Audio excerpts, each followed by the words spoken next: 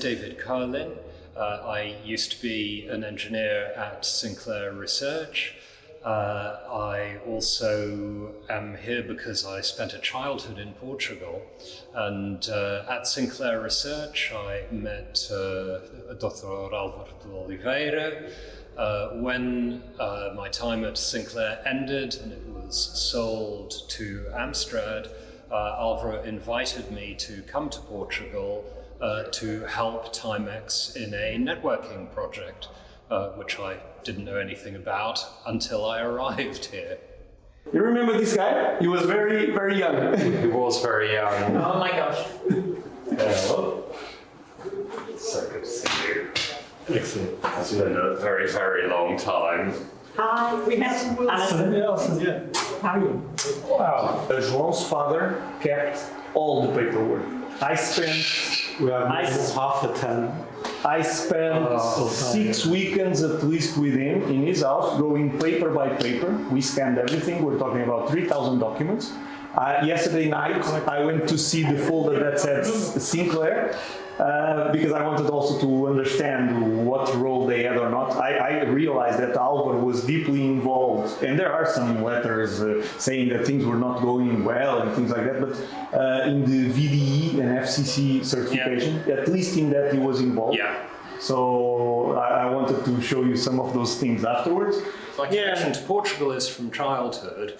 My connection to Timex is Álvaro coming along and doing all the FCC, VDE stuff. And obviously, because I was drawn to somebody Portuguese, we got talking, so we got to know each other quite well, and became close friends, or as close as it's possible to be over all that distance. Yeah. For the computer, so the books on electronics, the audio equipment, the miniaturization, the creative marketing, Britain's smallest radio, world's smallest radio, was always like things like that, and then the low cost. Those were the three characteristics of all the products that he developed, and that he did the same for the Spectrum, basically.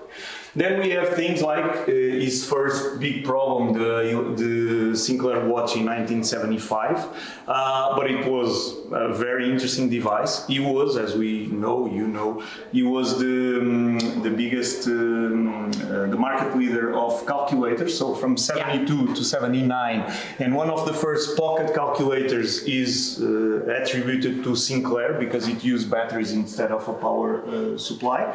Of course, you know about the Sovereign, which was made in 77 for the Queen. There is a limited edition we have elsewhere, and I always give the example to people that Clive Sinclair was clearly ahead of his time by showing this thing, because in the 90s everyone had a Casio or Timex, but more a Casio, with a risk calculator. He did it in 77. So it shows he was always ahead of time, independently of then if the products were working in... I mean, his problem was that his ideas were always too early. Too early. And the technology was not there. Quite there. Yeah.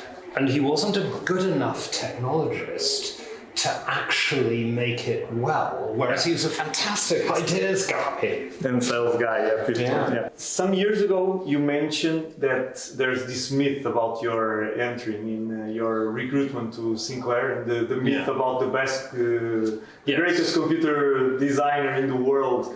Is it still the same answer? So you never saw the ad, or was there anything? No, it's still the same answer. I never saw the ad. Okay. And I mean, it was. What actually happened was I did not answer the ad. Okay. I answered the ad for some other job completely, and I ended up in the office of a man called Geoffrey King, who was Cambridge Recruitment Consultants, and Geoffrey said, actually, I don't think this other job is right for you, but there's somebody I need you to meet, and took me in to see Clive. So I actually never saw the job ad. Okay, very well. Since you mentioned Clive, and that was one of the questions I had here to make you, I did the same. I did this question also to his son, for example, to try to understand his profile, and because here we need to tell people about what he did and all that. What is your personal view from working with him? So how you describe him? What can you tell? So the thing about Clive was that he thought more quickly than other people you would meet. And that I think could be a blessing and a curse. And it's a blessing because, of course, he had this incredible mind that went all over the place. And he certainly, as we've discussed, was ahead of his time on a million things. Okay. And enabled him to do all of this incredible stuff. But a curse because it meant he was a very bad listener.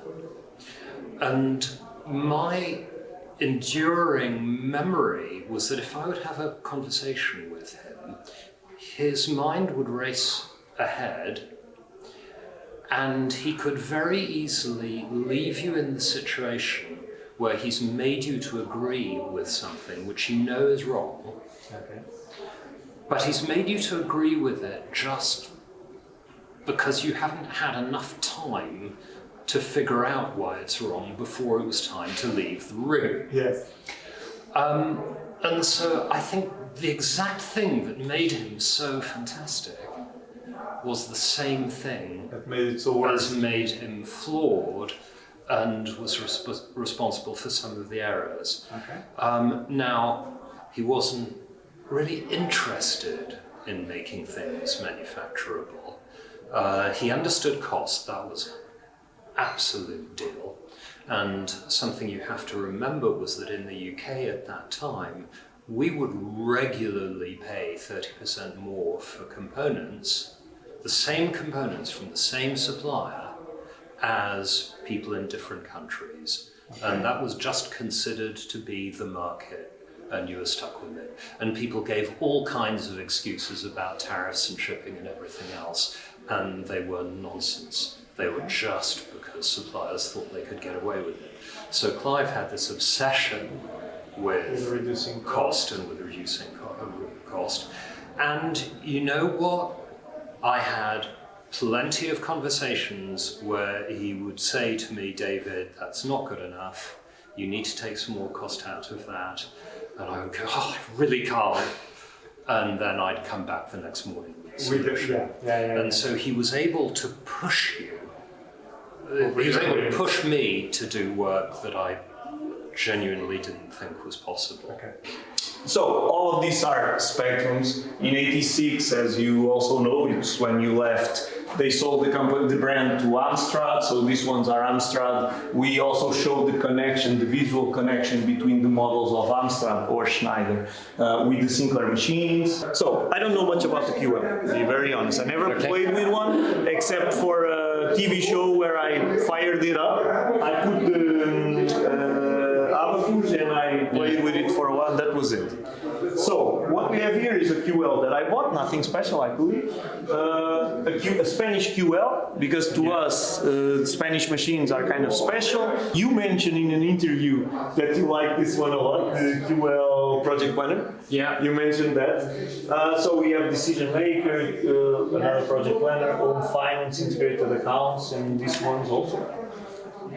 This is what we have here, and this is just a kind of a professional keyboard, Sean keyboard, I think that's a name. So this is, let's say, the stock machines. And then we have these ones, and what I wanted to understand from this conversation with you was this. First, was there any role of Timex in the QL?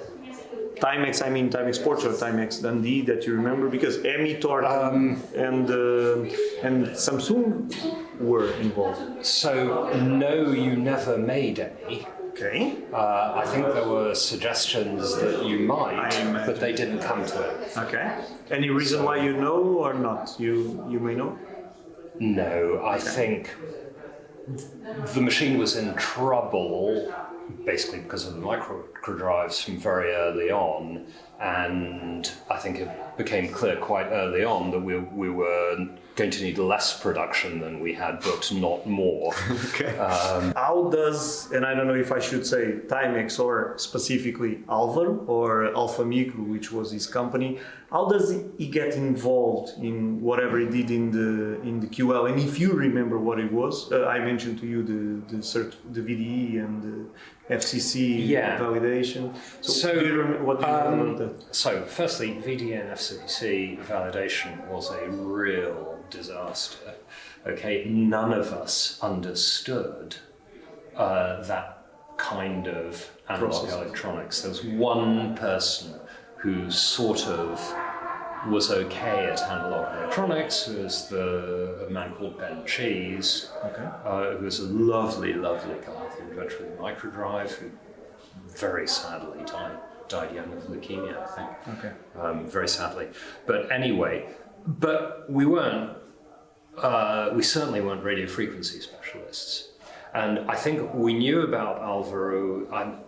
I'm guessing here. Yeah. I'm sure that there was a conversation with Tony Gomez, probably between Nigel Searle and Tony Gomez, with Nigel going, I need to get this thing into the US, and we have no idea how to do it. It's a real disaster. And Tony will have said, well, we've got a guy who knows about stuff, which indeed they did.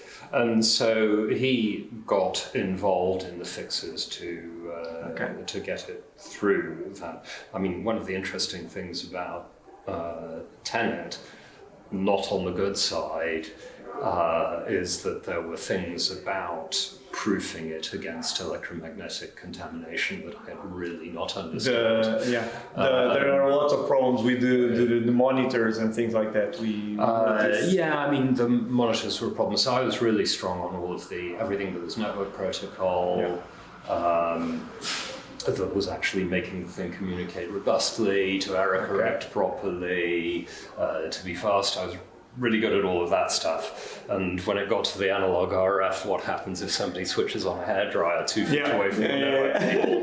That was not me. Okay. And then eventually, and forgive me if I mix up some things because I don't know them in detail, but so eventually you involve Samsung. Yeah. Samsung creates some machines that are considered, I think, of better quality, because they were also a second iteration, let's say. I would say. You change many of these. You change some of the ports to more standard things. This is from the Samsung machines. These ports, I believe, because the original ones are, for example, with these specific connectors. Absolutely. And then we start finding here some strange things to me, but knowing what I know from Timex, things get mixed up very easily. What I mean is it's very easy for you to have a computer in another box, in another case. But so you start seeing things like this. This one is Samsung. The case is from Samsung, Álvaro Oliveira, and it had this sticker saying number 6. I don't know if it has something special. This one doesn't say anything about Samsung, but already has these connectors. Yeah, so for a start, you have to realize that Samsung would also have got cases made for us. Okay. So what that is telling you on the case is where the plastic was molded. It's not necessarily telling you where the computer was assembled. Yes. So we could easily have had a batch of cases from them. And the thing that you have to remember when you say, oh, they're considered of better quality, they're slightly different, what you have to realize, it's actually quite difficult with 3D printing today and with the relative ease of making a new circuit. It's difficult to remember that back in those days, getting an injection mold made was staggeringly expensive just on the tooling, and getting it fixed was staggeringly expensive on the tooling. The same thing was in the electronics. So if you used a gate array, so there's this big difference between a gate array and semi-custom. Gate array, all of the layers of the IC are already made. They're the standard, they're the same for everybody, no difference in the masks, until the final metal mask that does the interconnect. Okay. So the tooling for those was vaguely bearable, like you could afford to make a mistake and it might be okay. The problem was you couldn't get the number of gates you needed. Okay. So we chose for the QL to go semi-custom. Semi-custom means you don't have an electronic engineer going in and designing every transistor there, so you're laying out blocks that are predefined, but the blocks are on all the layers. Okay. And that allows you to pack everything in more tightly. It gets you a much more lower cost for the finished product. but the tooling was horrendous. So everything that happened, and I won't remember the detail in the sequence of events, but everything that happened on the different different QL versions happened because something was not quite perfect on the tooling, and then maybe some circuitry had to be put outside the IC to fix that. And then maybe that had to be done in a hurry. Then eventually you could retool the circuit board relatively easily. That wasn't too bad. So then the next batch of circuit boards came in. So it looked a bit more elegant, but it was still the same messy circuitry. Then you might get another run of the IC. But it was like £20,000 in 6 months to do a fix, which felt like a giant amount of money at the time, and it wouldn't do today. So if you look at what the integrated circuits are, you've got memory. Fair enough, memory is memory, we know about that. You have the CPU. Yes, we understand that we need a CPU. One gate array, which has to run everything, fine. The annoying thing, note 40 pins, not 48, because they would charge us an astonishing amount of money to go up to 48. I think I saw you mention that in some document. Proms, we understand we need that. And then what you've got is 3 bits of TTL, probably costing no more than £1 in total. I cannot tell you how many meetings I had to go through to be permitted £1's worth of glue chips, on the basis that glue chips were obviously the spawn of the devil and adding unnecessary cost. This is very fun. And so this was all the innards of a QL repackaged into, they felt this was more professional than, so this keyboard is a good keyboard, but they wanted something that looked more traditional, and they needed the phone handset. And the problem of this keyboard is that it's deeply connected to the gaming machine. The same happened with Timex in Portugal. They had a thing called TT3000, which is a CPM terminal. They have one version with keys like this, and then they made another with keys like this that they say it was to look more IBM. You basically somehow, Sinclair, involved through Timex, Alvaro, in that process. My question is, normally those kind of processes are, from what I read, there are several iterations. The same happened with the TS1500. The same problems happen with that one. So my question is, if, for example, if there were fixes and things like that to try to overcome radio frequency problems or anything like that, is that something that we can spot? So my thing is, for example, this machine, we know it was going to go to Japan. I don't know why. But I have no idea whether I can spot it or not, but you can try me. I can tell shielding you. I don't know if all the machines are shielded. That they are not. So that is definitely an EMC fix. Okay. This isn't. This feels to me. Okay. So that's the ASIC, which principally, it runs everything, but it runs video in particular, and it runs the shared memory access between video and the computer. There was a timing error on one of the iterations of these ICs, and that is there, I'm pretty sure, to add a little bit of delay to, and it's basically a race fix. So resistors put in series is going to be, that's going to be an EMC fix. That looks... The modulator, the modulator is on the left. Normally, this, at least in the Spectrum, that I know them better, this happens in the UHF machines. I think the PAL machines in the NTSC, normally I think the outside is here. I don't know if it is shared, the version of the modulator or not. But this was just curiosity. I'm sure it's the same modulator. I was just trying to guess. We definitely didn't go for a different modulator. So let's just. This is just take a quick look.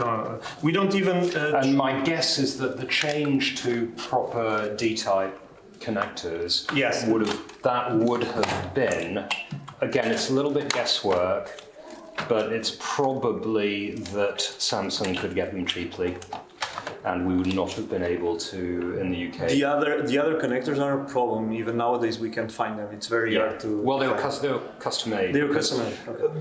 Because I mean, which is classic Clive. Right? Clive is, I will spend the money on tooling something custom if I'm going to make millions of them and I can save a penny on the finished product. It's going to be worthwhile. Yeah. And the idea of, well, security of supply, maintainability, none of that was. He did the same in the valid. vehicles. He even designed bolts and things like that for it. That's a piggyback, Ron, because I think what you'll find is that this is the 32K and that these are two 16Ks, and that's been frigged about with because we couldn't get This one, so you're exploring enough of those. Okay. So somebody would have decided to just get whatever we could find. With what you want. Sorry, ROMs, they've been programmed at the factory Okay. rather than EPROMs, unless, sorry, I don't have my reading glasses, unless these are electronically reprogrammable. EPROMs. Are they double EPROM? I don't know if they are. QL, JM, Sinclair, so it's No, if something they've got made in- QL, JM on them, so those are ROMs. Korea. Yeah. That's So in other it. words, the software was stable by the time you have this one. And there's some fix here, maybe the same or not. That's got to be a prototype. Those are definitely prototypes. We never had any. It's number 10. That has to be me because nobody English would have used hash. Okay, 10, it's who American. hadn't- Yeah, because I've been working in the US. Yeah, I know, in Fairchild. Before coming to in We have Fairchild. a So Fairchild channel. nobody else in Sinclair would have used hash 10 for number 10. Okay, nice. This, is it something normal? I don't know, I haven't played. Microperipherals. I would suggest that is a floppy disk drive interface. QL FTC, floppy disk control. Yeah. Yeah. And the reason the QL never had floppy disks in the first place was partly the disks, but it was partly because Texas Instruments used to charge an outrageous amount of money Okay. for the controls. NEC were the ones that we had. So TMS, that's Texas Instruments. Yeah, it's Texas, and So these they were must have chips made in gone Portugal. somewhere This should be Texas also, because Texas had a factory here, and all of them say So all of this stuff, the little TTL chips as they were called, those were the things that Clive just didn't want any of. This one that says full test QL system test February 85 tells you anything? I didn't try to run anything. QL test 1. Easel. So, if it says full test, what it will be is that there will have been a jig that you could plug all of the connectors into, and that you run that software and it will do a self-test. So it will try out all of the things on the video. There will have been some loopback connectors so that like it can do some output on one port and then test the same output on the incoming port, which proves that. The software will have had a memory test, so there were various patterns of memory test that you use. So we tested? I never did it. I'm not. It's not something I'm faking. We can try it. I really did. What it might not work is without the jig. Without the jig, but we can see what it does.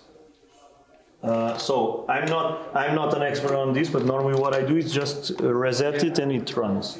Let's see what happens. So this is stirring a vague memory of very weird. You saw that pattern of. Yes. So that's because that's just whatever happens to be in RAM. Okay. At that point. Okay. Full test, better change medium. Okay. That says the We'll need tapes. to refelt this probably to change the tiny pad. There's another one that said test. Let's see. is the one on the right more sensitive than the one on the left? Let me make you a question. This is just curiosity, because people complain with this in the spectrum. I wonder if the decision was the same in the QL. This doesn't have a power button, right? Correct. And the reason is because the plugs in UK, they all have a switch. Because this is very strange. For example, Timex put a power switch on the TC 2048. Of course, it's another cost. I understand that. No, but it's strange not to have a power button to us. okay. So for us, the decision process would have been simple. Why do you need a power button? More cost. It's more cost, and why would you need to power it off? If you have a working reset, right now, lots of machines today do not have working resets. They have a reset button, but they're not real or like hard reset the same way you get if you turned power off. But the reset on this is. Let me make you this question. Have you met Linus Torvald yet? Because he talks about the QL and how important it was. I know. No, I've never met him. Nice. We don't share. We are. None of this is shared, and the reason it's not shared is because I don't release anything before understanding what is involved in all that. So, for example, we have invoices in this case from you, and I have a first question to you that I had written, which was. You say in your LinkedIn that the company you created was Alpha Systems or something like that. I have the name written. Totally no relation whatsoever to No. But the thing is, then you say you say here that the company was being created, but the name is another one, Ingleby. So what was the name? Very simple. When you create a company in the UK, you don't, or at any rate in those days, you don't create it from scratch. Okay. You buy a company so-called off the shelf. Okay. So somebody has already created a company, they've done all of the documentation that's required, and the company has a name, which in this case, it has a nothing name, which in this case was Ingleby 148 Limited. Yes. Then when you've created the company, you send in a change of name to the name you actually wanted. And the name we actually wanted was Alpha Systems Limited. Okay. By the way, complete coincidence over Alpha. With Alpha. No relationship whatsoever. But it was not my question. But anyway, but until that's gone through, it's still got the old shell company name. Okay. So there must have been no more than like 3 weeks or something, 3 or 4 weeks Here you of say it being called that. This is a provisional invoice, blah blah blah. When the registration is complete, we'll send it. This you can see the depth that he's going. Yeah. These things. I mean, I have to tell you, I had not remembered Ingleby 148 to this point. I can send the documents to you. Don't worry. You already saw the museum now, quickly, but you saw it. You will stay with us in the afternoon. What do you think? Is it what you expected? Is it different? What's your view now on it? In as much as I expected anything, it's pretty much what I expected. It's bigger. You've got a lot more stuff around the edges than I expected you to have, with all the vehicles and the games and the different variants. The most fun for me actually was that international wall.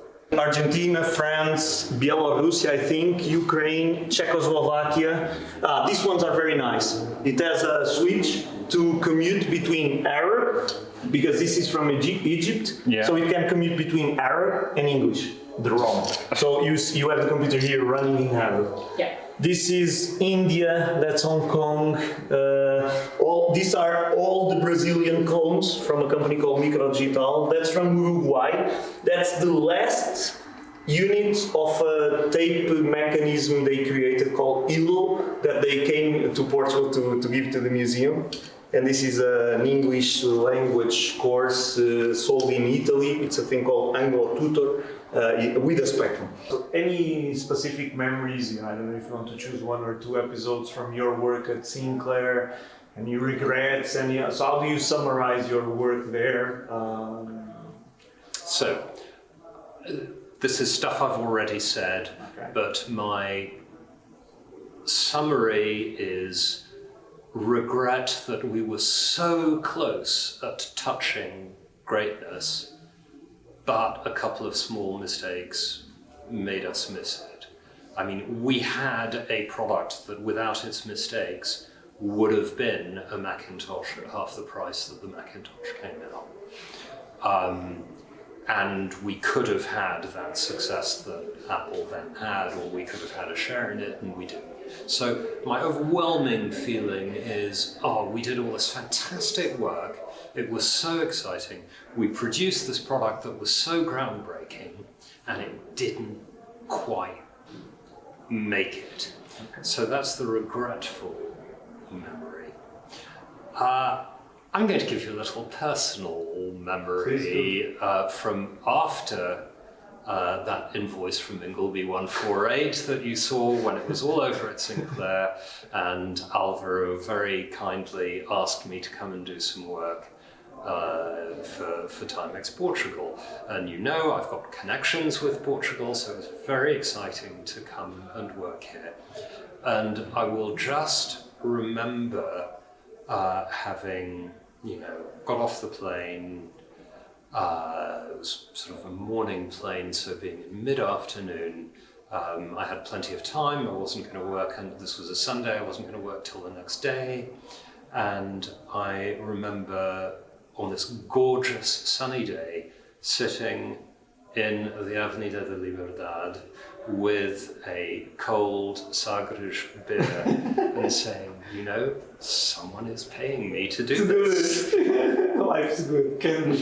And so that's a memory to share with you. I would kindly ask you to sign this QL that I bought. This is the one that normally is on display, so it will be there. Nice. David, thank you for coming to Portugal, for visiting the museum, for spending some time with us. It was a huge pleasure to meet you. Thank you for doing this. Thank you for making this little piece of history.